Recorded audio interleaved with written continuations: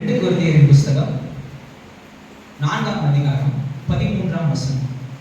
2 கொரிந்தியரின் புஸ்தகம் 4ஆம் அதிகாரம் 13ஆம் வசனம்.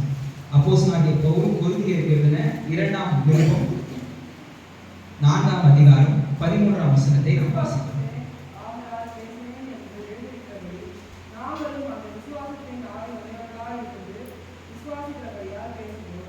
விசுவாசிக்கிறபடியால் பேசுகிறோம்.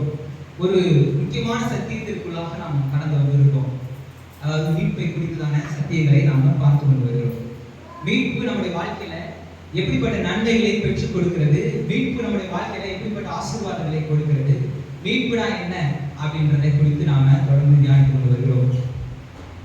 மீட்புன்றது ஒவ்வொரு மனிதனுடைய வாழ்க்கையில மிகவும் அத்தியாவசியமான ஒன்று, தேவைப்படுகிற ஒன்று. ஒரு கொஞ்ச வருடங்களுக்கு முன்பாக எஸ்கிமோஸ்னு சொல்லிட்டு ஒரு பழங்குடியினர் இதை பற்றி கேள்விப்பட்டிருக்கீங்க. ஆர்டிக் சர்க்கிள் இருப்பாங்க. அதாவது ஆர்டிக் சர்க்கிள்னா பூமியோட வடதுருவத்தில் எஸ்கிமோஸ்னு சொல்லிட்டு ஒரு ட்ரைப்ஸ் இருந்தாங்க. இன்னைக்கு இருக்கிறாங்க. ஆனால் கொஞ்சம் நாகரிக வளர்ச்சி பெற்றாங்க. சிலரும் அப்படியே அதே போல அந்த பழைய பாரம்பரியத்தின்படி வாழ்ந்து கொண்டிருக்காங்க. இவர்களுடைய வாழ்வாதாரமே எதுனா அவங்க வளர்க்குற ஆடுகள் தான். ஆடுகள், மாடுகள், குதிரை இதுதான் வச்சு அவங்க வாழ்க்கை. ஒரே இடத்துல இருக்க மாட்டாங்க. நாடோடி ஜனங்கள் போயிட்டே இருப்பாங்க. மெய்ப்பர் அவர்கள். இவர்களுடைய பிழைப்பே அந்த மிருகங்கள் தான். இதை இதோடைய ஏன்னா அது ரொம்ப எக்ஸ்ட்ரீம் கோல்டு, ரொம்ப அதிகமான பனி பிரதேசம் அது. அதனால அவங்களுக்கு உடம்பு ரொம்ப ஹீட் தேவை. அதுக்கு அந்த மிருகத்தை எடுக்கிறதுக்கு தோள்களை எடுத்து அதை ஆடையாக போட்டுப்பாங்க. ரொம்ப அதிகமான கனமுள்ள அந்த ஆடைகளை போட்டுப்பாங்க. அது இல்லாமல் அதில் கொழுப்பை எடுத்து அதை முறுக்கி அதை தான் சமைப்பாங்க. மேக்ஸிமம் அவங்க மீட் தான் சாப்பிடுவாங்க. இப்படி அந்த ஆடுகள் தான் அது அவங்களுக்கு பெரிய வாழ்வாதாரம். அவங்களுக்கு பெரிய பிரச்சனையே மற்ற மனிதர்களோ இல்லை வேற எதுவுமே கிடையாது. ஒரே பிரச்சனை, பெரிய பிரச்சனை ஓநாய்கள். இந்த ஓநாய்கள் என்ன பண்ணுவோம், ஆடுகளை நாளை பிடித்து போயிடும். இதனால இந்த எஸ்கிமோஸ் என்ன பண்ணுவாங்கன்னா, ஒரு ஷார்ப்பான நைஃப், ஒரு பெரிய கத்தியை எடுத்து அது நல்ல ஷார்ப்பானது, பயங்கர இந்த ரேசர் ஷார்ப்னு சொல்லுவாங்க. பேப்பரை கூட அழகா அப்படி லைட்டாக தொட்டாலே என்ன பண்ணிடும், விட்டிடும். அந்த அளவுக்கு ரொம்ப ஷார்ப்பான ஒரு நைஃப் எடுத்து இந்த ஆட்டின் ரத்தத்தை அப்படி உள்ள இருப்பான் வச்சு இது வெளியே எடுத்தோடனே அந்த டெம்பரேச்சர் ரொம்ப சில்லுன்னு இருக்கிறதுனால அது இந்த குச்சியஸ் மாதிரி இந்த ரத்தம் ஆயிடும் அந்த கத்தியில ஒட்டிக்கும். அப்படியே ஒட்டி அப்படியே ஒரு செகண்ட்ல உறைஞ்சிடும். நீங்க கூட நிறைய வீடியோஸ் பார்த்துருப்பீங்க. ஆர்டிக் சர்க்கிள்ல ஒரு மீனை என்ன பண்ணுவாங்க, எடுத்து சுத்தியல் மாதிரி அடிச்சு அடிப்பாங்க. அந்த அளவுக்கு ஸ்ட்ராங் ஆயிடும், ஃப்ரீஸ் ஆயிடும். எந்த பொருளை வெளியில வச்சாலும் அது ஃப்ரீஸ் ஆயிடும். அப்ப இந்த ரத்தம் சூடா இருக்கும். உங்களுக்கு தெரியும், ரத்தம் கொஞ்சம் ஹாட், கொஞ்சம் சூடா வெதுவெதுன்னு தான் இருக்கும். இந்த ரத்தத்துல கத்தியை உள்ள வச்சு எடுத்த உடனே கத்தி சில்லுன்னு இருக்கிறதுனால ரத்தம் கத்தியில ஒட்டிக்கும். அப்படியே கொஞ்ச நேரம் வெளியே வச்ச உடனே அப்படியே கத்தியில ரத்தம் சுண்டு ஒட்டிக்கும். மறுபடியும் என்ன பண்ணுவாங்க, ரத்தத்துல துவைப்பாங்க, மறுபடியும் எடுப்பாங்க, மறுபடியும் துவைப்பாங்க, மறுபடியும் எடுப்பாங்க. இதே மாதிரி பல முறை செஞ்ச உடனே அந்த ரத்தம் லேயரா அந்த கத்தியில அப்படியே ஃப்ரீஸ் ஆகி ஒட்டிக்கும். இது என்ன பண்ணிடுவாங்க, நைட் டைம்ல அவங்க கொஞ்சம் வேலையா இருக்கும்போது என்ன பண்ணுவாங்க, பொதுவான ஒரு இடத்துல கத்தியை என்ன பண்ணுவாங்க வச்சுட்டு வந்துடுவாங்க. இது விசிபிளா தெரியும், ஃபுல் ஒயிட்டா இருந்து அது மட்டும் சிறப்பா இருக்கும். அதனால மனிதர்களுக்கு அந்த எந்த ஆபத்தும் வராது, ஜாக்கிரதையா இருப்பாங்க. ஆனா அந்த ஓநாய்களுக்கு மிகுந்த ஒரு நல்ல சுவாசம் இது இருக்கு, மோப்ப பிடிக்கிற சக்தி இருக்கு. நாய்களுக்கே இருக்கு, ஓநாய்களுக்கு ரொம்ப அதிகம். அது இந்த ரத்த வாசனைக்கு என்ன பண்ணுமா வரும், வந்துட்டு அந்த கத்தியில ரத்தத்தை தோய்வு இருக்கிறத பார்த்தா அது கத்திலாம் அப்படின்ற ஒரு ஐடியா இருக்கிறதுனால போயிட்டு அந்த ரத்தத்தை மெதுவாக டேஸ்ட் பண்ணிப்பாங்க. லைட்டா நாக்கு வச்சு கொடுப்பாங்க. பார்த்தா பரவாயில்ல, நமக்காக ரத்தம் இருக்கு, நமக்கான உணவு இருக்கு, மெதுவாக அதை சாப்பிடாங்க. அதாவது மெதுவாக நாக்கு வச்சு மெதுவாக நக்கா இருக்கு. ஃபர்ஸ்ட் அதுதான் லேயரா இருக்குல்ல. இது அந்த சில்லுன்னு இருக்கிற அந்த ரத்தத்தை மெதுவாக சாப்பிட அதோட நாக்கு என்ன ஆயிடும், மார்க்கு போயிடும். ஒரு கட்டத்துல இந்த ரத்தம் போய் கத்தி என்ன பண்ணும், நாக்கு வச்சு சாப்பிட ஆரம்பிச்சு. இந்த கத்தி இதோட நாக்கை வெட்டிடும். ஆனா இது ஆல்ரெடி அந்த சாப்பிட்டு நாக்கு மரத்து போனதுனால இதோட நாக்கு அறுபட்டதுன்றதே தெரியாம இதோட ரத்தத்தை என்ன பண்ணுமா, ஓநாய்ங்க சாப்பிடும். ஏன்னா இதுக்கு என்ன, ரத்தம் நமக்கு ஃப்ரெஷ்ஷான ஒரு உணவு கிடைக்குது, நமக்கு பிடிச்சமான ஒரு உணவு கிடைக்குது அப்படின்ட்டு ரொம்ப வேக வேகமா இதை சாப்பிடுவோம். ஒரு கட்டத்தில் ரத்தம்லாம் வடிச்சு போய் கிடைச்சத அது மயக்கடிச்சுட்டு வருது. அதுக்கப்புறம் தான் அது உணர்வு வருமா, இது ஆட்டு ரத்தம் இல்லை, நம்ம ரத்தத்தை தான் நம்ம சாப்பிட்டு இருக்கோம். கொஞ்ச நேரம் ஆட்டு ரத்தம் தான் போயிருக்கு உள்ள, ஆனா கடைசியில சாப்பிட்டது நம்மளோட ரத்தம். பாவமும் இதே மாதிரி தான். ஏன் பாவத்திலிருந்து மீட்பு தேவை? பாவம் எப்படிப்பட்டது, எவ்வளவு கொடூரமானதுன்னா, இந்த ஆடு இந்த ஆட்டின் ரத்தத்தை சாப்பிட வந்த ஓநாய் போல நாம பிசாசானவ சில இடத்துல ஒரு சின்ன ஒரு ஆசையை காண்பிச்சு பாவத்தை செய்ய தூண்டுறான். அதை லைட்டா நம்ம செய்ய ஆரம்பிக்கும் போது அது இன்பமா தான் இருக்கு, ஆனா அது உயிரை கொல்லும், அதை உயிரை கொள்ளும். பாவத்தின் சம்பளம் மரணம். அதான் பரிசுத்த வேதாகமம் போதிக்குது. அப்ப இந்த பாவத்திலிருந்து மீட்பு, இந்த பாவ வாழ்க்கையிலிருந்து மீட்புன்றது நம்ம ஒவ்வொருத்தருக்கும் அவசியம். இதை கர்த்தர் ஏற்படுத்தி இருக்கிறார். அவருடைய வெளியேறப்பட்ட ரத்தத்தை நமக்காக சிந்தி இந்த மீட்பை நமக்கு கொடுத்திருக்கிறார். நம்ம பரவாயில்ல கொஞ்ச நாள் சித்திட்டு இருப்போம், அதுக்கப்புறம் கொஞ்ச நாள் திரும்பிடுவோம்னு நினைக்காதீங்க. நாளாக நாளாக சூடுண்ட மனசாட்சி போல மறந்து போய் நம்ம செய்யறதே தவறுன்னு தெரியாம நம்ம செஞ்சுக்கிட்டு இருப்போம். கர்த்தருக்கு பிரியமில்லாத வாழ்க்கை வாழ்றோம்ன்றது உணர்வே இல்லாம நம்ம அந்த ஓநாயை போல நம்ம வாழ ஆரம்பிச்சிருவோம். அதனால பாவத்தை கண்டால் விலகி ஓடுவோம், அதுக்கான முயற்சி எடுங்க அப்படின்ட்டு கர்த்தருடைய வேலை போதிக்குது. இப்போ மீட்புன்றது நம்முடைய வாழ்க்கையில பெரிய நன்மைகளை பெற்று தரக்கூடியது. இதுல 2 பார்ட் சொன்னேன். ஒன்னு லீகல், இன்னொன்னு வைட்டல். லீகல் சைடு என்ன, கர்த்தர் நமக்காக எல்லாவற்றையும் செய்து முடிச்சிட்டார். அவர் இனிமே வந்து சில காரியங்களை செய்ய வேண்டிய அவசியம் இல்லை. நமக்கான எல்லாவற்றையும் செய்யறாரு. இன்னும் ஒரு முறை வருவாரு, எதுக்கு நம்ம கூட்டு போறது வராது, அவ்வளவுதான். இந்த பூமியை நியாயம் இருக்கிறது வராது. அதனால இனிமே வந்து ஏதாவது ஒரு காரியங்களை செய்து நம்முடைய நல்வாழ்வுக்காக இனிமே ஒரு காரியத்தை செய்ய வேண்டிய அவசியம் ஆண்டவருக்கு இல்லை. அவர் எல்லாவற்றையும் நமக்கு தேவையான இன்மைக்கான மறுமைக்கான ஆசீர்வாதங்களை நாம் பெற்றுக்கொள்வதற்கு எல்லாவற்றையுமே ஆண்டவர் வந்து தந்து முடிச்சிட்டாரு. இப்ப இந்த லீகல் சைடு என்னன்னா தெளிவா இருக்குது. இது நமக்கு புரியுது. ஆண்டவர் நல்லவர், அவர் வல்லவர், அவர் நமக்காக எல்லாவற்றையும் செய்து முடித்துட்டாரு அப்படின்றத நம்ம விசுவாசிச்சிடறோம். ஆனா எங்க பிரச்சனை ஆரம்பிக்குது அப்படின்னா, இதோட வைட்டல் சைடுல தான். நாம அதை பெற்றுக்கொண்டோமா, நாம அதை அனுபவிக்க முடியுதா அப்படின்னா அதுலதான் நம்ம கோட்டை விடுறோம். அதாவது உங்களுக்கு பிரச்சனை வந்துச்சுனாலே உங்க கூட ஆண்டவர் இல்லைன்னு நான் சொல்ல வரவே நல்லா புரிஞ்சுக்கணும். உங்களுக்கு பிரச்சனை வந்துச்சுனாலே ஆண்டவர் கூட இல்லை அப்படின்ட்டு என்ன உலகம் சொல்லும். மற்றவர்கள் சொல்லுவாங்க, உனக்கு பிரச்சனை வந்துச்சா நீ கடவுள்கிட்ட இல்லை, கடவுள் உனக்கு பிரிய மாட்டேன், நீ என்ன பாவம் செஞ்சீங்களோ, இல்லை உன் பெற்றோர் என்ன பாவம் செஞ்சாங்களோ, இல்லை வந்து உன் மூதாதையர் என்ன பாவம் செஞ்சாங்களோ, நம்மளே சில அப்படின்னு யோசிக்கிறோம். நம்ம தலைமுறையா சில சாபம் வந்து தொடர்ந்து அப்படின்ட்டு நம்மளே நம்ம பண்றோம் நினைச்சுட்டு. இயேசு கிறிஸ்து நாட்கள்ல கூட ஒருத்தர் குறைவுள்ள ஒரு மனுஷனை பார்த்து சொல்லும்போது சீசர் கேட்கிறாங்க, இவன் செஞ்ச பாவமா இல்லை உங்க பெற்றோர் செஞ்ச பாவமா கேட்கிறாங்க. அது ஆண்டவர் சொன்னாரு, நல்லா மாண்டவங்களே போட்டு சொன்ன மாதிரி சொல்லியிருப்பாரு நினைக்கிறேன். இவன் செஞ்ச பாவம் இல்லை, உங்க பெற்றோர் செஞ்ச பாவம் இல்லை. இந்த நேரத்துல தேவனுடைய நாம மகிமைப்பட போகுது. ஆண்டவர் ஈஸியா சொல்லிடலாம், இப்படிப்பட்ட ஒரு வாழ்க்கையை வாழ்ந்தான், அதனாலதான் இப்படி அனுபவிக்கிறான். நம்ம கூட யாராவது இருந்தாலும் சொல்லியிருப்பாங்க, நம்ம கூட யாராவது இருந்தாலும் நிச்சயமா நமக்கு நல்ல பார்த்து சொல்லியிருப்பாங்க. ஆனா ஆண்டவர் என்ன சொல்றாரு, உண்மை என்ன சொல்றது, சத்தியம் என்ன நமக்கு போதிக்கிறது அப்படின்னா, ஆண்டவருடைய நாம மகிமைக்குன்னு அது சாட்சியாய் நீங்க உங்க வாழ்க்கையில் கொஞ்சம் பிரச்சனை இருக்கு அப்படின்னா கொஞ்சமான மகிமை வெளிப்பட போகுது. இல்லை என் வாழ்க்கையில் பெரிய பிரச்சனை இருக்குன்னா பெரிய அளவுல மகிமை வெளிப்பட போகுது அப்படின்னு நீங்க தைரியமா விசுவாசிங்க. ஏன்னா அநேக நேரங்கள்ல உங்க வாழ்க்கையில நீங்க கர்த்தரை நம்புறது நிமித்தமாய் நீங்க ஜெயம் பெறுவது மாத்திரமல்ல, அநேகருக்கு சாட்சியாய் நீங்க எழுதி பிரகாசிப்பீங்க. இதுதான் இந்த வைட்டல் சைடுல ஒரு பெரிய நன்மை. கர்த்தர் செய்து முடித்த காரியங்களை நாம் பெற்று அனுபவிக்கிறோம். கர்த்தர் செய்து முடித்த காரியங்களை நாம செய்கிறோம். இதுதான் டி.எல். ஆஸ்மன் வந்து அவருடைய குறிப்பில் எழுதுகிறாரு. பரிசுத்த வேதாகமும் ஒரு சில உண்மைகளை நமக்கு போதிக்குது. என்னுடைய வாழ்க்கையில நான் ரியாலிட்டி, நான் பார்க்கிறேன், நான் கேட்கிறேன், நான் உணர்கிற சில காரியங்கள் சில ரியாலிட்டியை எனக்கு காண்பிக்குது. 2 ரியாலிட்டி இருக்கு. சில நேரங்கள்ல மாத்திரமல்ல, அநேக நேரங்கள்ல என் வாழ்க்கையில நான் அனுபவிக்கிற ரியாலிட்டிக்கும் பரிசுத்த வேதாகமும் என்னை குறித்து சொல்கிற ரியாலிட்டிக்கும் சம்மந்தமே நாம இருக்கு.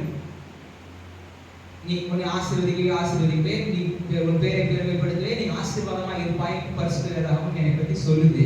இது ஒரு ரியாலிட்டி. ஆனா உண்மையை பார்த்தா எனக்கு பயங்கர கஷ்டத்துல இருக்கிறேன், ரொம்ப போராட்டத்துல இருக்கிறேன், அநேக நெருக்கத்தின் மத்தியில நான் இருக்கிறேன். அப்ப இது ரெண்டுத்துல எது உண்மை அப்படின்ற ஒரு சந்தேகம் நமக்கு வந்துருக்கு. அதான் நான் சொன்னேன், இது ஒரு ரியாலிட்டி, கரெக்ட் தான், உண்மைதான், ஃபேக்ட் தான். ஆனா மாறக்கூடியது. இது இன்னைக்கு ஜுரம் இருக்கு, தொட்டு பார்த்தா சுடுது, தொண்டெல்லாம் வலிக்குது, தலைலாம் வலிக்குது, நிக்கவே முடியல. இது ஒரு ரியாலிட்டி. தொட்டு பார்த்தா தெரியுது. இது வந்து நம்ம ஒரு ஆராய்ச்சி பண்ணி தான் நம்ம கண்டுபிடிக்க வேண்டியது. தொட்டு பார்த்தாலே தெரிஞ்சிருது. சில எதிர்க்க இருக்கவங்க பார்த்தாலே சொல்லிடுறாங்க, என்ன உனக்கு உடம்பு சரியானு கேட்டுருவோம். அந்த அளவுக்கு வெளிப்படுது. ஆனா பரிசுத்த வேதாகமம் என்ன பத்தி சொல்லுது? நீங்க சுகமானீர்கள் அப்படின்னு போதிக்குது. இந்த சுகமானீர்கள் போதிக்கிற பரிசுத்த வேதாகமம் மாறாது. ஆனா எனக்கு இருக்கிற ஜுரம் மாறக்கூடியது. இன்னைக்கு இருக்கும், நாளைக்கு இல்லாம போகும். நம்ம இந்த மாறக்கூடிய காரியங்களை அதிக கான்சென்ட்ரேட் பண்ணிக்கலாம். ஜுரம்னு சொன்னது சும்மா ஒரு உதாரணத்துக்கு வாழ்க்கையில் இருக்கிற எல்லா பிரச்சனையும் அதை நீங்க பொருத்தி பார்க்கணும். அதை நம்ம பெருசா நினைச்சிருக்கிறோம். ஆனா கர்த்தருடைய வேதத்தை நம்ம பெருசா நினைச்சுக்கிறதே கிடையாது. நமக்கு நல்லா புரியும். இந்த வேதம் மாறாதது, இது சத்தியமானது, இது நிஜமானது, இது உண்மையானது, இது என்றைக்கும் மாறாதது.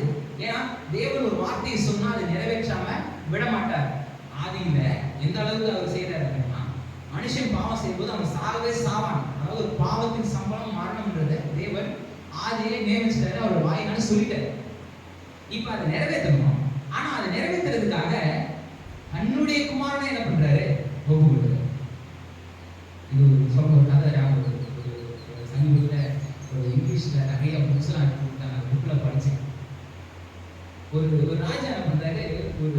ஒரு ஒரு மிகப்பெரிய ஒரு பொக்கிஷத்தை பொதுவா வைக்கிறாரு.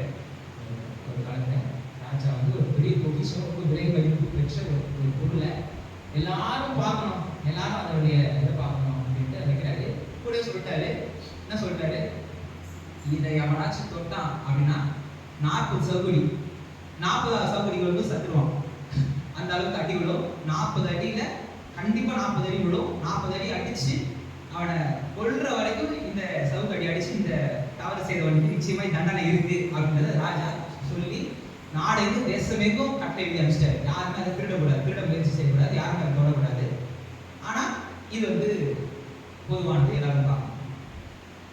ஃபர்ஸ்ட் தவறு செஞ்சது யாருன்னு கேட்டா சொந்த குமார்த்தி. ராஜாவுடைய பொண்ணை நம்ம வச்சு போயிட்டு அதை எடுத்துருச்சு. இப்ப சட்டம் என்ன சொல்லுது?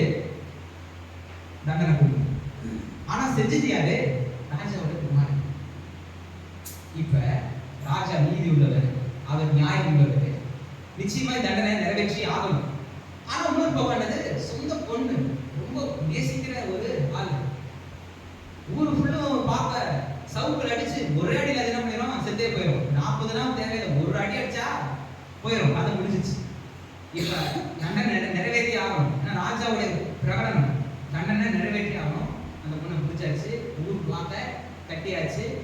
போட்டு அடிக்கிற நேரத்தில் ராஜா சொல்றாரு நிறுத்து அப்படின்ட்டு சொல்லிட்டு அவருடைய சட்டையை காட்டிட்டு போட்டு அந்த பொண்ணு மேல பிடிச்சுக்கிறாரு. இப்ப தண்டனை நிறைவேற்று. இப்ப தண்டனையும் நிறைவேறுது, சொன்ன வாக்கு மாறல, அதே நேரத்துல தான் வைத்த நேசமும் மாறல. இதை விட சுவிசேஷத்தை எளிமையா புரிய வைக்க முடியாது. ஒரு செக்குலர் புக்ல படிச்சேன். இதை விட சுவிசேஷத்தை எளிமையா நமக்கு புரிய வைக்க முடியாது. நம்முடைய குற்றங்களுக்காக, நம்முடைய பாடுகளுக்காக, நம்முடைய பாவங்களுக்காக, நம்முடைய பாவங்களின் பலனை கர்த்தர் என்ன பண்றாரு? ஏற்றுக்கிறார். நம்முடைய பாவங்களின் கொடூரத்தின் அந்த தண்டனை அவர் தன் சரீரத்துல சுமந்து நம்மளை மீட்டு எடுக்கிறார். இப்படிதான் தேவனுடைய ரட்சிப்பு நமக்கு உண்டாகுது. இப்படிதான் நமக்கு மீட்பு உண்டாகுது. ஒரு விலைக்கிரயம் நமக்கு உண்டாகுது. இப்படிப்பட்ட ஒரு விலைக்கிரயத்தை தான் கர்த்தர் நமக்கு செய்திருக்கிறார். இப்படி செஞ்சுதான் அந்த மீட்பை கொடுத்திருக்கிறார். இப்படிப்பட்ட விலைக்கிரயத்தினால கொடுக்கப்பட்ட அந்த ரத்தத்துல தான் நாம என்ன பண்ண முடியும்? பிசாசை நம்ம ஜெயிக்க முடியும். வெளிப்படுத்தல் 12:11 வசனத்தை வாசிங்க. வெளிப்படுத்தல் புத்தகம் 12ஆம் அதிகாரம் 11ஆம் வசனம். மரணம் ஏறினால் இருந்தாலும் அதற்கு தப்பும்படி நாங்கள் ஜீவனை காணாமல் ஆட்டுக்குட்டியின் ரத்தத்தினாலும் நாங்கள் சாட்சியின் வசனத்தினாலும் அதை செய்தார்கள். ஆட்டுக்குட்டியின் ரத்தம், சாட்சியின் வசனம். அதாவது இதை வந்து 3ஆ பிரிக்கிறாங்க. ஒண்ணு ஆட்டுக்குட்டியின் ரத்தம், வசனம், தங்களுடைய சாட்சி. அதாவது இயேசுவின் ரத்தம் என்ன செய்தது என்பதை வசனம் சொல்லுகிறது. இந்த வசனம் சொல்றதை நான் சொல்லணும். டி.எல். ஆஸ்மன் சொல்றாரு, வேதம் ஒரு சத்தியத்தை சொல்லுது, ஒரு ட்ரூத்தை சொல்லுது. உலகம் என்னுடைய நிஜம் ஒரு நிஜத்தை காமிக்குது, ஒரு ரியாலிட்டியை காமிக்குது, ஒரு ஃபேக்டை காமிக்குது. ஆனா இது மாறக்கூடியது, இது மாறாதது. நான் எதை தேர்ந்தெடுக்கிறேன்? நான் எதை பேசுறேன்? எனக்கு இப்படிப்பட்ட பிரச்சனை இருக்கு, இப்படிப்பட்ட இது இருக்கு, இதே தான் நான் மேன்மை பாராட்டுறேன்னா இது இருக்கு. ஆனா இது மத்தியில கர்த்தர் எனக்கு சுகத்தை தருவார், கர்த்தர் எனக்கு உதவி செய்கிறார், அவர் எனக்காக எல்லாவற்றையும் செய்து முடிச்சுட்டார் என்ற விசுவாசத்தை நம்ம பிரகடனப்படுத்த போகிறோம். அதுலதான் நம்முடைய வெற்றி வாழ்க்கை இருக்கு, அதுலதான் நம்முடைய ஜெயம் இருக்கு. இயேசு கிறிஸ்துவின் சிங்காசனத்திற்கு முன்பாக நம்ம இருக்கும்போது நம்மளை பார்த்து அவர் சொல்லணும், என்னுடைய இரத்தத்தை குறித்து வசனம் போதித்தது, இதை குறித்து தன்னுடைய சாட்சியை காத்து கொண்டவர்கள் இவர்கள். இது இரத்த சாட்சிக்கு மாத்திரம் சொல்லப்பட்ட வசனம் கிடையாது, ஒவ்வொருத்தருக்குமான வசனம் இது. அந்த வசனத்துல எல்லாம் கவனிங்க, தங்களது சாட்சி நிமித்தம் பிசாசை ஜெயிச்சாராம். பிசாசை ஜெயிக்க முடியும் பரலோகத்துக்கு போயா? பூமியில தான், பூமியில் அனுதினமும் தான், தினம் தினம் நமக்கு பாடுகள் இருக்குல்ல, நமக்கு வேதனைகள் இருக்கு, நமக்கு பொருளாத போராட்டங்கள் இருக்கு, பெரிய பெரிய ஆபத்துகள் இருக்கு, பெரிய பெரிய நாசமோசம் நம்ம சூழ்ந்து கொண்டு இருக்கு. இதன் மத்தியில நம்ம பிசாசை ஜெயிக்கிறவர்களாய் தேவனுடைய வெற்றியை நம்முடைய வாழ்க்கையில நிறைவேற்றுகிறவர்களாய் நிலைநாட்டுகிறவர்களாய் நம்ம இருக்கணும். இதுதான் கர்த்தர் விரும்புறாரு. கர்த்தர் இதை செய்ய விரும்புறாரு, இதை நிறைவேற்ற விரும்புறாரு. இதுதான் நம்ம போராட்டம் நம்ம பார்த்தோம். உலகத்திலேயே மிகப்பெரிய ஆசீர்வாதம்ன்றது நம்முடைய ரட்சிப்பு, மிகப்பெரிய நன்மைன்றது ரட்சிப்பு. அந்த ரட்சிப்பை நம்ம எப்படி பெற்றுக்கொண்டோம்? எதன் அடிப்படையில் நம்ம பெற்றுக்கொண்டோம்?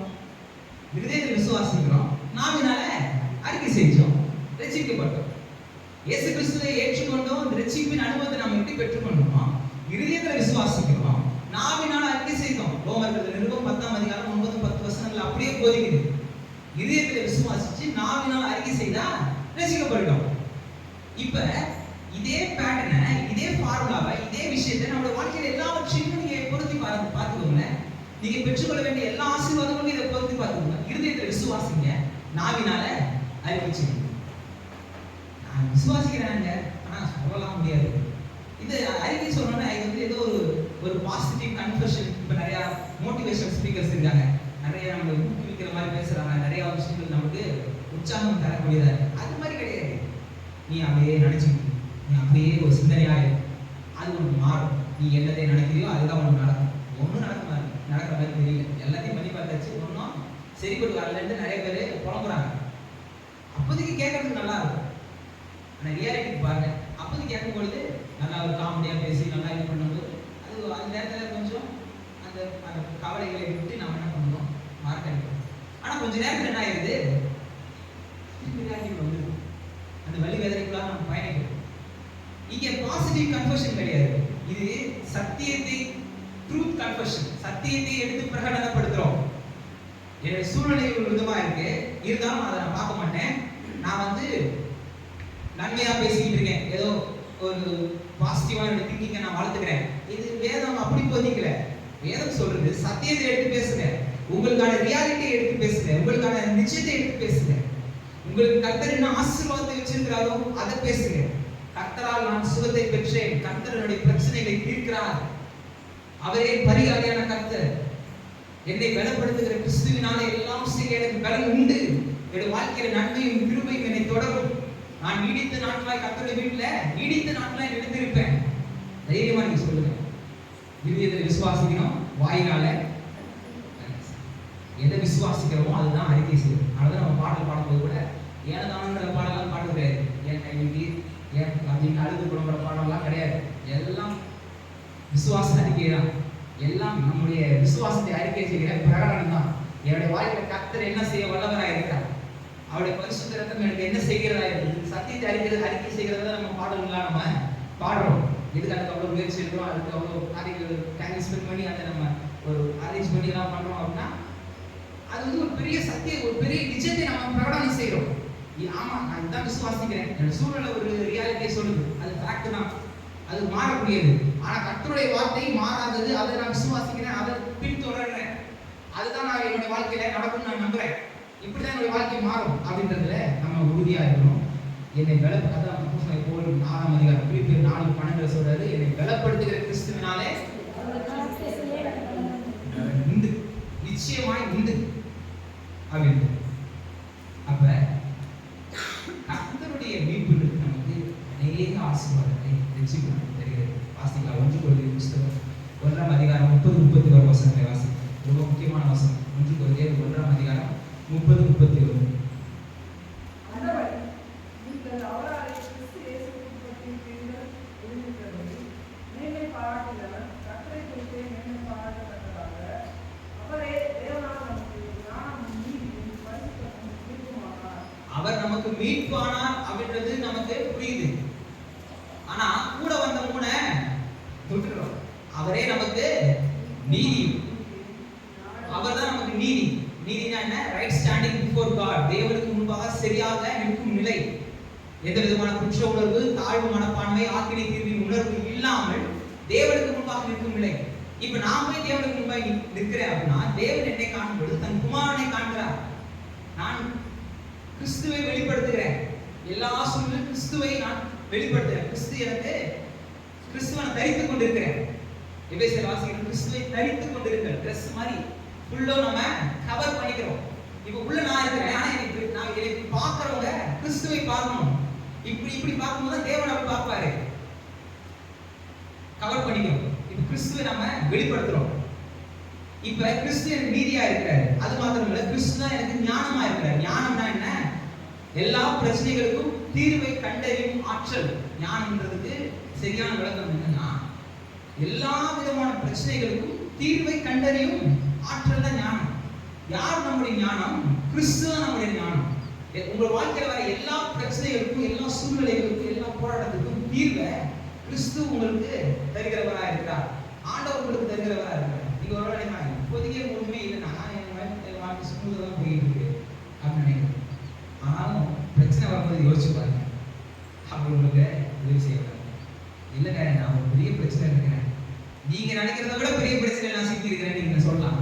ஆனா உங்க பிரச்சனையை விட ஆண்டவர் பெரியவர். அதை மறந்து கூட ஆண்டவர் சர்வத்தையும் சிருஷ்டித்தவர். அவர் உங்களுக்கு நிச்சயமாய் பலன் தருகிறவராக இருக்கிறார். அவர் பரிசுத்தமானவர், அவர் மீட்பானவர். அவரே நமக்கு நீதி, அவரே நமக்கு ஞானம், அவரே நமக்கு பரிசுத்தம், அவரே நமக்கு நீதி, மீட்பு நமக்கு அவர் தருகிறவராக இருக்கிறார். வாசிக்கலாம். இன்னொரு வேத பகுதி கூட வாசிக்கலாம். நம்ம முதலாவது எடுத்த வேத பகுதி 2 கொரிந்தியர் புத்தகம் 4ஆம் அதிகாரத்தை எடுத்துக்கோங்க. இதுல 3ஆம் வசனத்திலிருந்தே நான் கொஞ்சமா நம்ம பார்த்தோம். 3ஆம் வசனத்திலிருந்து அப்படியே வாசிச்சோம் அப்படின்னா, எங்கள் சுவிசேஷம் மறைப்பொருளாக இருந்தால் கெட்டு போகிறவர்களுக்கே அது மறைப்பொருளாக இருக்கும். தேவனுடைய சாயலில் இருக்கிற கிறிஸ்துவின் மகிமையான சுவிசேஷத்தின் ஒளி அவிசுவாசிகளாகிய அவர்களுக்கு பிரகாசமாய் இராதபடிக்கு இப்பிரபஞ்சத்தின் தேவனானவன் அவர்களுடைய மனதை குருடாக்கினான். அதாவது தேவனுடைய மகிமையை காணாதபடிக்கு பிசாசானவன் சில மாயைகளை ஏற்படுத்துகிறான். அதாவது தேவனுடைய மகிமையை காணாதபடிக்கு தன் கவனத்தை திசை திருப்புகிறவனா இருக்கிறான். ஏன்னா நீங்க தேவனுடைய மகிமையை நீங்க பார்க்க ஆரம்பிச்சிட்டீங்க, தேவன் உங்களுக்கு காட்டுகிற அந்த நல்வாழ்வை நீங்க நோக்கி பார்க்க ஆரம்பிச்சிட்டீங்கன்னா நீங்க ஜெயிக்க ஆரம்பிச்சிருக்கீங்க. அதனால சில டீவியேஷன்ஸை கொடுக்குறான் பிசாசானவன். டீவியேஷன்ஸ் தான் கொடுக்க முடியும், யூட்டர் அடிக்க வைக்க முடியாது. நீங்க ஆதியிலிருந்தே பாருங்க, தேவன் ஒரு விஷயத்தை சொன்னாருன்னா அதை இப்படிலாம் சொல்ல, நீ இப்படி வா அப்படின்னா ஏவாலே நம்ம இருக்கோம் செவில் மேலே 4 கோடு போட்டு ஓடுறா, யாரா நீ கடவுளே சொல்லியிருக்க போடு அப்படின்னு. ஆனா நம்ம அவன் சொல்லல, ஏன்னா அவன் யூட்டர் அடிக்க வைக்கவே இல்லை. ஆனா அவனோட நோக்கம் அதுதான். என்ன பண்ணணும்? தேவனுடைய வழியில இருந்து அவன் வழியை திருப்பணும். ஜஸ்ட் ஒரு சின்ன ஒரு ஒரு ஒரு டீவியேஷன். நீ ட்ராக் பிரியும்போது பாருங்க, ஒரு பாயிண்ட் தான் ஆரம்பிக்கும். ஒரு ட்ராக்ல இருந்து ட்ரெயின் ஜம்ப் பண்ணி இன்னொரு ட்ராக்ல போகாது. அது அப்படியே கொஞ்சம் கொஞ்சமா நான் டிலேட் ஆகும். கடைசியில் இந்த ட்ராக் வேற ரூட் போயிட்டு இருக்கும், இந்த ட்ராக் வேற ரூட்ல போயிட்டு இருக்கும். ஆனா அது ஸ்டார்டிங் பாயிண்ட் ஒரு சின்ன விஷயம் தான், ஒரு சின்ன பாயிண்ட் தான் ஆரம்பிக்கும். அதே போலதான் தேவனுடைய சித்தத்துல இருந்து பிசாசான உங்களை டீவியேட் பண்ணணும். அப்படியே தூக்கி தலைக்கால முன்னு மாத்திரதெல்லாம் கிடையாது, டிவைட் பண்ணி விடுறோம். அப்படிதான் இங்க நடக்குது. தொடர்ந்து வாசி 5ஆம் வசனத்துல வாசிங்க.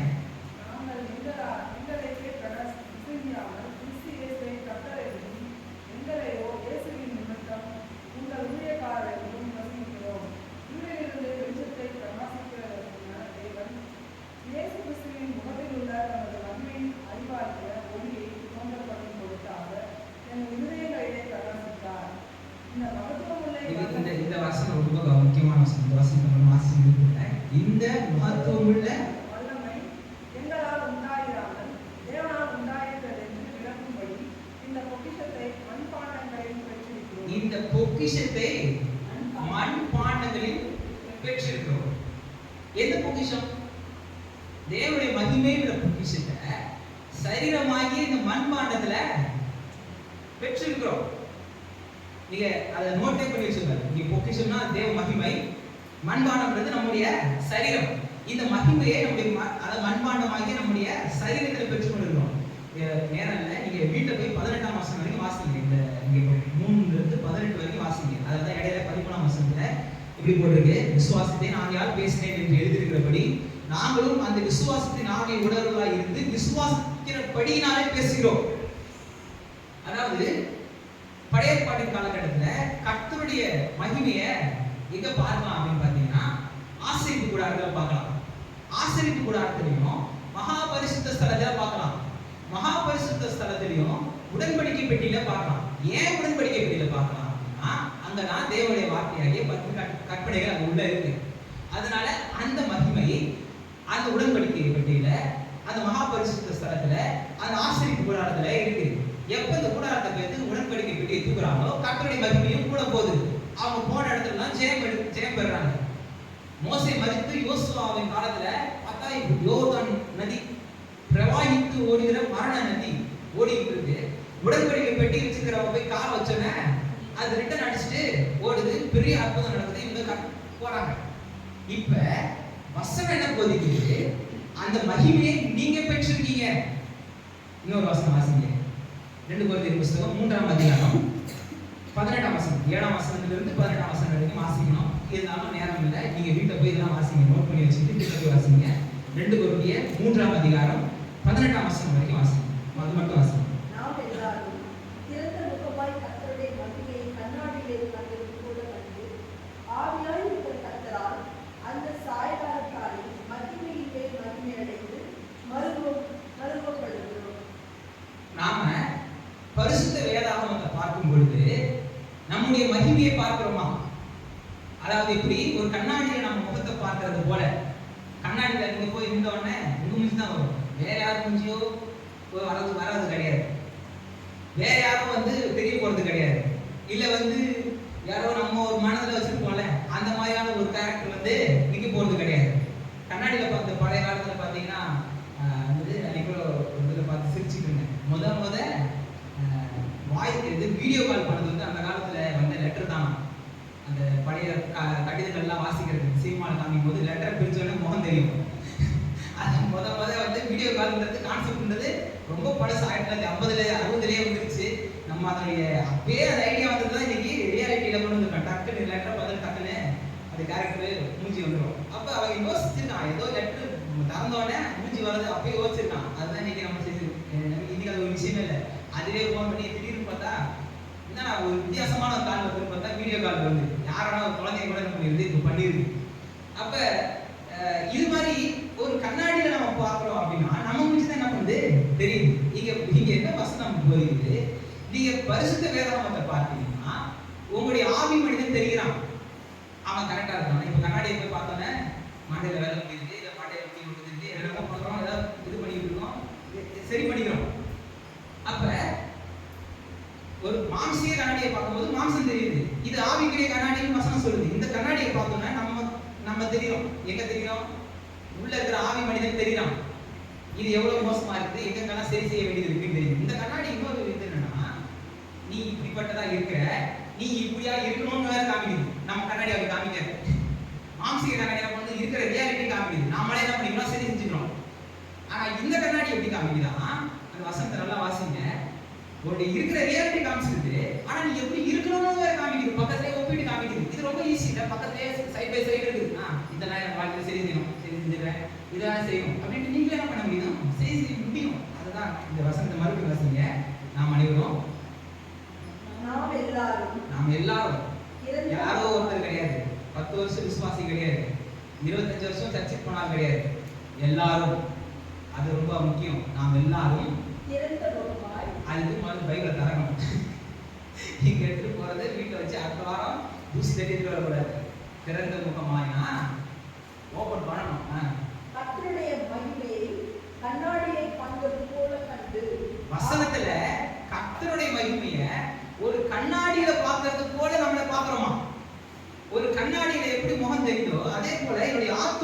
எப்படிப்பட்டதா இருக்குன்றது இங்க பார்க்கும்போது நமக்கு தெரிஞ்சிருது.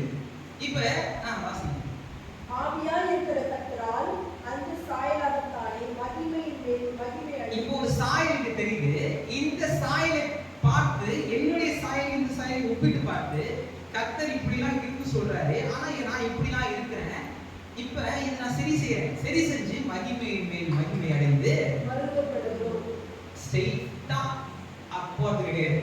நேரா 1வது படி அப்புறம் 21வது படியில காலேஜ் ஸ்டெப் பை ஸ்டெப்பா தான் போறோம்.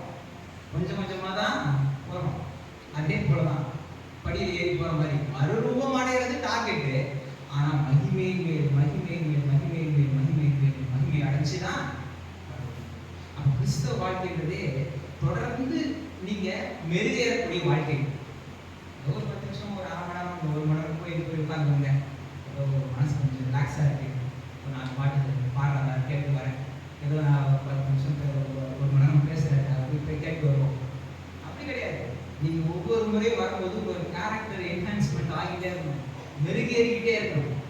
இப்போ வாழ்க்கையில சில மாற்றங்கள் வந்துகிட்டே இருக்கும். பிசாசை அடிச்சு ஓடக்கூடிய அளவுக்கு நீங்க பலன் அடைகிறதா ஆகிட்டே இருக்கணும். ஜிம்மு போய் 10 வருஷம் போயிட்டு அப்படி கொஞ்சம் இருக்கிறவங்க பார்த்துருக்குமா? ஆனா பார்க்கலாம், சபையில பார்க்கலாம். 15 வருஷம் போய் கூட பிசாசை ஜெயிக்கும் ஆற்றல் பெறாதவர்களும் இருக்கிறார்கள். ஏன்னா வேடிக்கை போயிட்டு ஜிம்ல இருக்கிற எல்லா எக்யூப்மெண்ட்டும் உடச்சு வச்சுட்டு வந்துடுறோம். அதே போல வந்து சபைக்கு வந்து சேர் தொடச்சிட்டு போயிடுறாங்க. அப்படி இருக்கக்கூடாது. போயிட்டு இருக்கிற எக்யூப்மெண்ட்ஸை எடுத்து வேலை செய்ய ஆரம்பிக்கணும். எடுத்த ரிசல்ட் தெரியாது. ஆனா ரிசல்ட் தெரியாம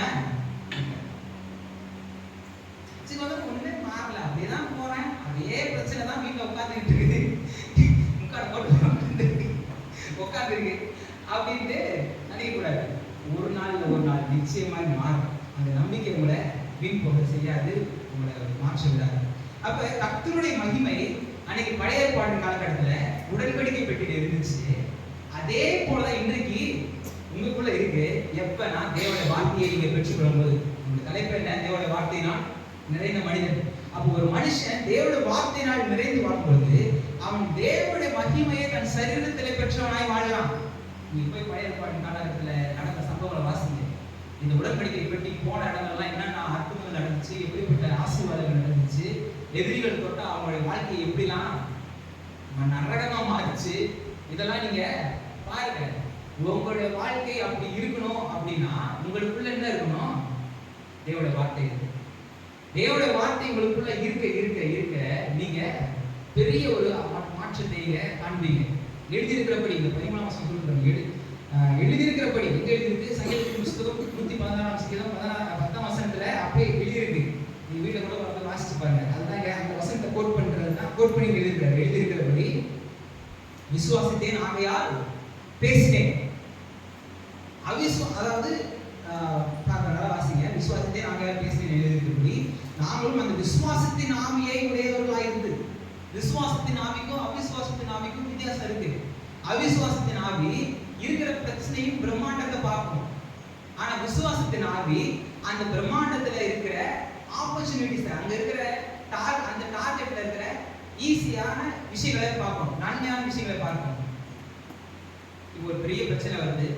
பொதுவான ஒருத்தர் என்ன நினைப்பாங்க? அவிசுவாசத்தின் ஆவி எப்படி பேசியும், ஐயோ இவ்வளோ பெரிய பிரச்சனை இருக்குது, இவ்வளோ பெரிய போராட்டம் இருக்குது, இவ்வளோ பெரிய காரியத்தை நான் எப்படி செய்ய போறேன், எப்படி நான் பண்ண போறேன்ட்டு ஒரு தாழ்வு மனப்பான்மை ஏற்படுத்துது. ஆனா விசுவாசிக்கிற ஆவி என்ன செய்யும்? இந்த பிரச்சனையை கர்த்தர் நிச்சயமா சரி செய்வார், மாற்றுவார். இது அநேகருக்கு சாட்சியா இருக்கும்.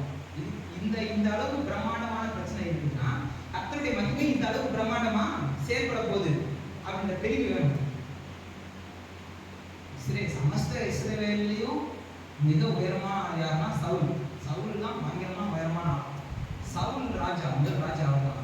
அவருடைய ஈட்டி எரிதலுடைய தன்மை பற்றி பேசுறாங்க. கோட்டை சுவர்கள் இருக்குல்ல, கோட்டை சுவர்கள் பட்டணத்தின் வாசல்கள் இருக்குல்ல, அந்த வாசல்கள்லாம் உடைச்சிருவாங்க. இவர் ஈட்டி எடுத்து அவங்க அடிச்சாருன்னா, இவருடைய பலத்துல ஈட்டி எடுத்து அடிச்சாருன்னா கோட்டை செவத்துல இருக்கிற கதவுகள்லாம் தெரிச்சுட்டு போய் விழுந்துருமா. அந்த அளவுக்கு பலசாலி இந்த சவுல். பயங்கரமான ஆளு, ஈட்டி எறிதல்ல பயங்கரமான ஆளு. கோலியாத் வந்து நின்றோடனே ஜஸ்ட் ஒரு நாள் எடுத்து ஒரு ஈட்டி எடுத்து ஒரு சொரு சொல்லிட்டாருன்னா அடுத்தோ படையோ கோலியாத் ரிட்டர்ன் அடிச்சுட்டு ஓடிடும். ஆனா அவன் செய்யல. பிரச்சனை எவ்வளோ பெருசு. ஐயோ அப்படின்னு 40 நாள் எல்லாரும் உட்காந்துட்டு பிரச்சனையின் பிரம்மாண்டத்தை வேடிக்கை பார்த்துட்டாங்க. தாவீதுக்கு ஒரு விசுவாசம். என்ன விசுவாசம்? இதுதான் அவிசுவாசத்தின் ஆவி. உங்களுக்கு விசுவாசத்தின் ஆவி என்ன பார்க்குது? நான் ஒரு சின்ன சிட்டுக்குருவியை கூட புளி வச்சு அடிச்சிருவேன், இவன் இவ்வளோ பெருசா இருக்கான், எங்க வேணா படம். குருவி பார்த்து அடிக்கணும்ன்ற அவசியம் கிடையாது, குத்து மதிப்பு அடிச்சாலே மேல படம் அப்படின்ற தைரியம்.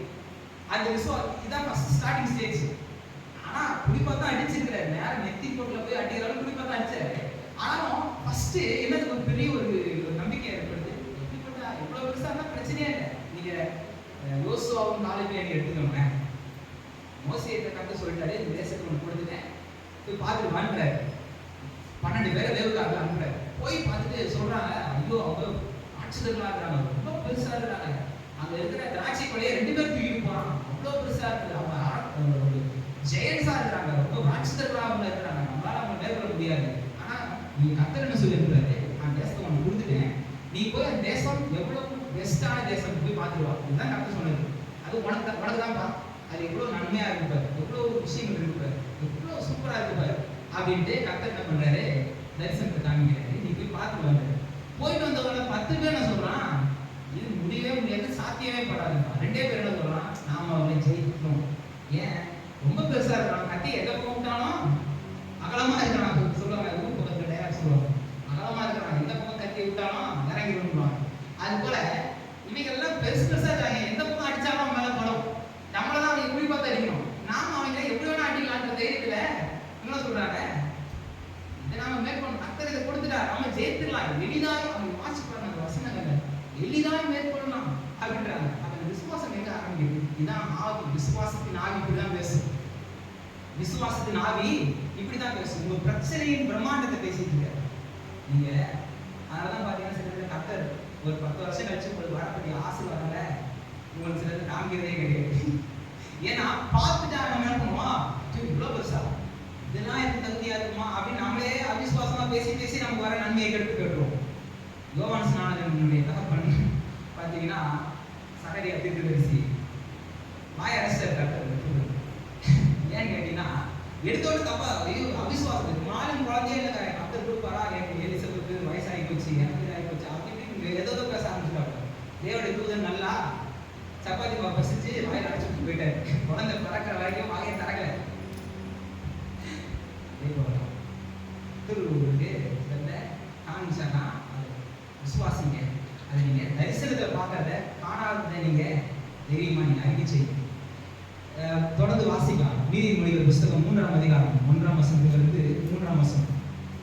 அதாவது கம்பேர் பண்ணுங்க. ஒண்ணு பழைய காலகட்டத்தில் கற்பலகையில தேவனுடைய வார்த்தை இருக்குது, அதனால மகிமை இருந்துச்சு. இப்ப நம்ம இருதயத்தை பலகையிலே சொல்லுது, இருதய பலகையில எழுதி கொள்ளுனே சொல்லுது.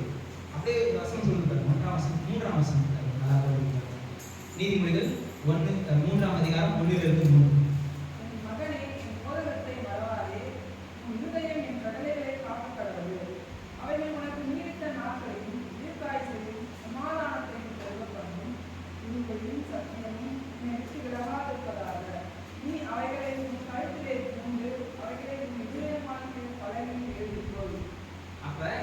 இருதயமாகிய பலகையில எழுதிக்கொள். எழுதிக்கொள் இருந்துச்சு, வெளியில ஒரு நோட்ல எழுதிடலாம். இருதய பலகையில எப்படி எழுதுறது? வாசிங்க. சங்கீதத்தின் புஸ்தகம் 45ஆம் சங்கீதம் 1ஆம் வசனம்.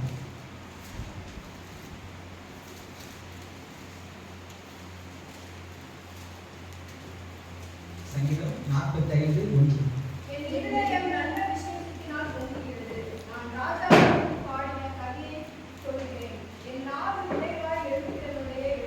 என் நாவு நிறைவாய் எழுதுகிறவனுடைய எழுத்தாணி. அப்ப என் இருதயம் நல்ல விசேஷத்தினால் ஓவர்ஃப்ளோ ஆகுது, பொங்குது. அது my tongue is like the pen of a ready scribe. அதாவது டங் ஒரு பென் மாதிரி வேலை செய்யலாம். இங்கிலீஷ்ல அப்படியே போட்டுருக்கு, பென்னே போட்டுருக்கு. எழுத்தாணி, அது திருவள்ளுவர் கையில் வச்சிருக்கிற எழுத்தாணி மாதிரி எழுத்தாணி போட்டுருக்கு. இங்க மாடல்ல பேனானே நீங்க டிரான்ஸ்லேட் பண்ணிக்கலாம். அந்த அளவுக்கு ஒரு நம்மளுடைய நாவு என்ன பண்ணுது, சொல்கிற சொல் தான் இருதயத்துல எழுதுது. புரியுதா? உங்க இருதயமாகிய பலகையில உங்க நாவின் வார்த்தைகள் தான் என்ன பண்ணுது, போய் எழுதுது. அப்ப நாவில சொல்லப்படுகிற வார்த்தைகள் தேவனுடைய வார்த்தைகளா இருந்துச்சுன்னா, அது இருதயமாகி பலகையில எழுதப்பட்டுச்சுன்னா, எப்படி உடன்படிக்கப்பட்ட தேவனுடைய மகிமை இருந்துச்சோ அதே மகிமையை உங்க வாழ்க்கையில நீங்க காண முடியும், உங்களை சார்ந்தவர்கள் காண முடியும். ஒண்ணும் இல்லை, இப்ப சமீபத்தில் நிறைய ஆராய்ச்சிகள் பண்ணி உடன்படிக்கை கண்டுபிடிச்சிட்டாங்க அப்படின்ட்டு நிறைய ஆராய்ச்சிகள் நடக்குது. அது பற்றி நான் உள்ள போல, உண்மையா பொய்யா அதை பற்றிலாம் நம்ம போக வேண்டிய அவசியம் இல்லை. அதில் ரத்தம் இருக்கு, அதில் டிஎன்ஏ சாம்பிள்ஸ் அமெரிக்கா இருந்து போனாங்க, என்னமோ சொல்லுவாங்க, நிறைய விஷயம் சொல்லுவாங்க. அது சில எவிடன்ஸ் தராங்க, அது நம்மளால இருக்கிறதான்னு தெரியல. அதை பற்றி நம்ம போல உள்ள போகிறது.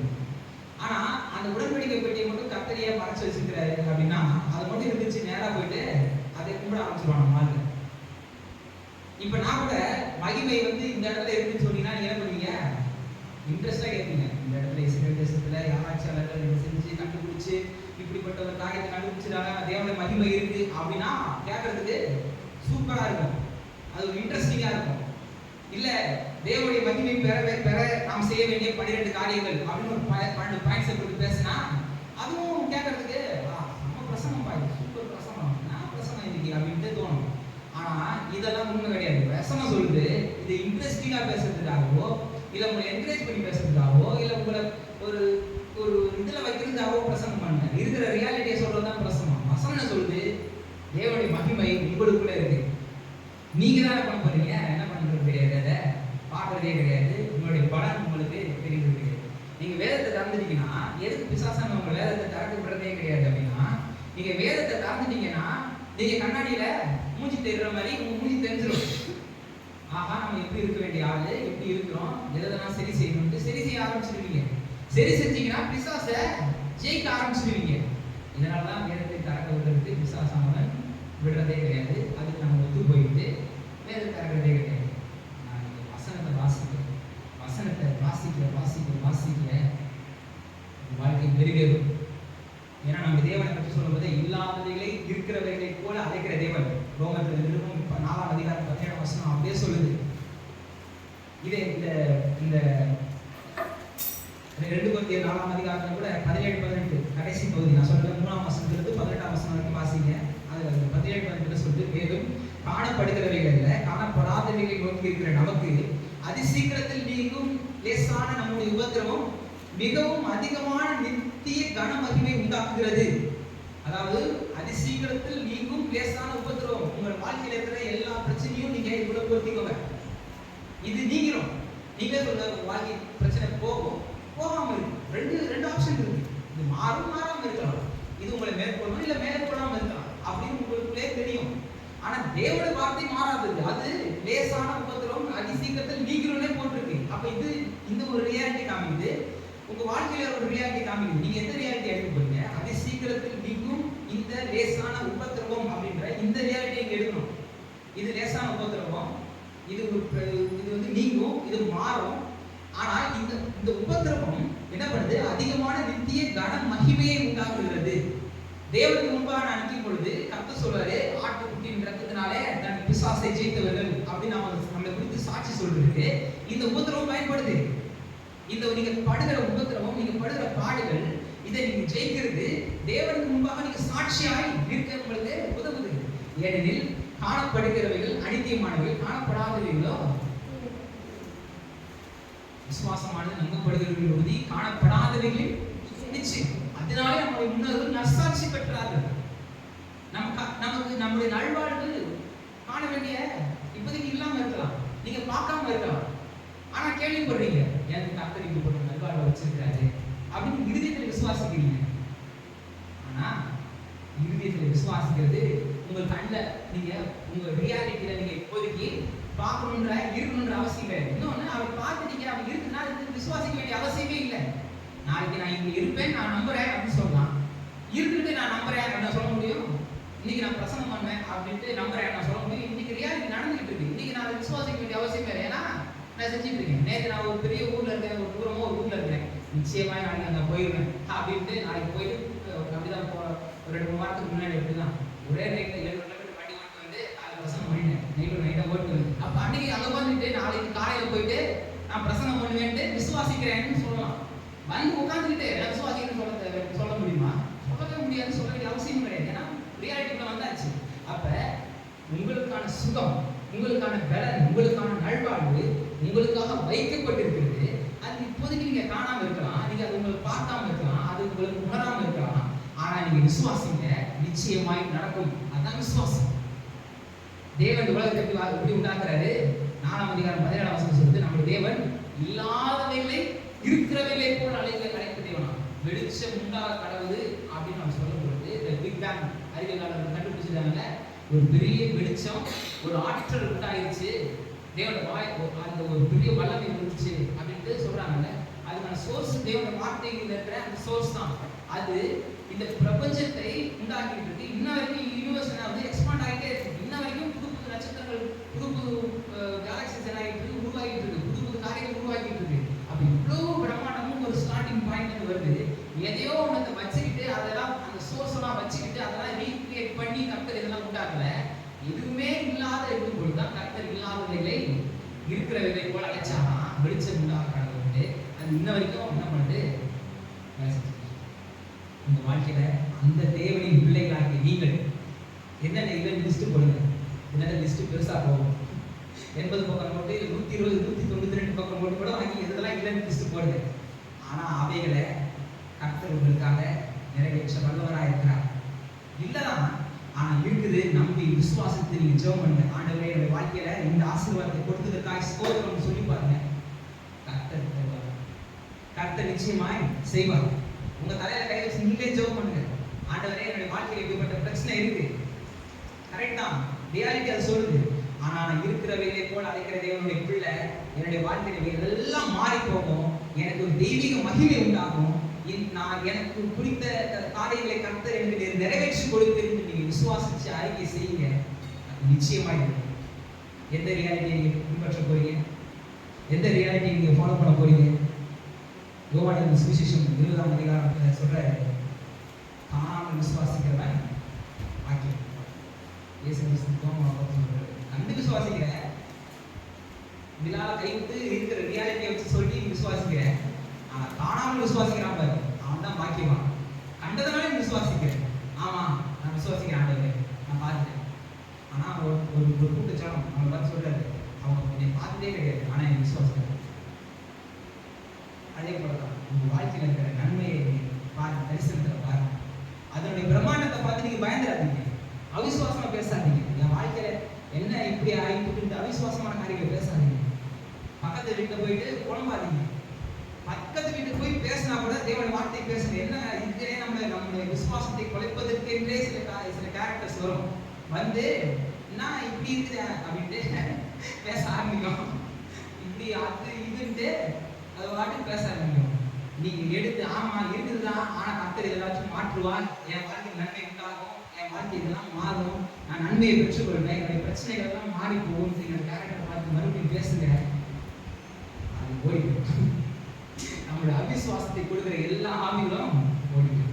அது விசுவாசத்தின் ஆவி உடையவராய், விசுவாசத்தின் ஆவி உடையவராய் வந்து பேசுறாங்க. 13 சொல்லி எதை பேசுறாங்க? எதை விசுவாசிக்கிறாங்களோ அதை பேசுறாங்க. எதை விசுவாசிக்கிறாங்க? காணாமல் இருக்கிறதை விசுவாசிக்கிறாங்க. அந்த காணாமல் இருக்கிறதை விசுவாசிக்கிறாங்க. அதை நம்மளுடைய வாழ்க்கையில பேசுறாங்க. பேசுற நிமித்தமா எங்க வாழ்க்கையில அனுபவிக்கணும். அப்ப நீங்களும் உங்க வாழ்க்கையில நன்மையை அனுபவிக்கணுமா, கிருபையை பெற்றுக்கொள்ளணுமா, தேவ ஆசீர்வாதங்களை பெற்றுக்கொள்ளணுமா, உங்களுக்கான தேவ திட்டத்தை பாருங்க, உங்க மகிமையை பாருங்க. நீங்க உங்களுக்கான மகிமையை பரிசுத்த வேதாகமத்துல பாருங்க. இந்த வார்த்தையினால் வல்லமையினால் நீங்க நிறைஞ்சிருக்கும் போது நிச்சயமாய் கர்த்தர் பெரிய அற்புதங்கள் வாழ்க்கையில நிறைவேற்றுவார். ஆமென். விசுவாசிக்கிறீங்களா? ஆமென்.